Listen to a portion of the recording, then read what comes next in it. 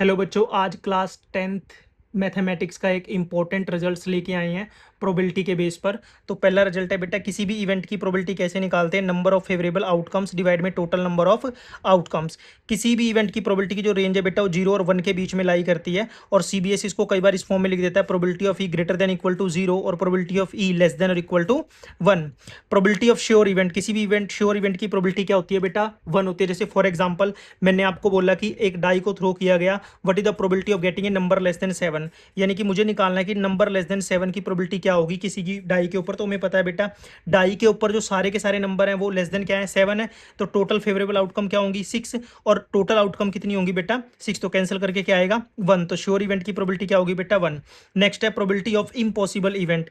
अब इसी क्वेश्चन में अगर मैं बोल दूं कि प्रोबेबिलिटी एक डाई को थ्रो किया गया, उसकी प्रोबेबिलिटी नंबर ग्रेटर देन 7 आने की क्या होगी बेटा, तो हमें पता है कि डाई के ऊपर जो नंबर है वो सारे के सारे 7 से छोटे होते हैं, 7 से बड़ा नंबर आ ही नहीं सकता।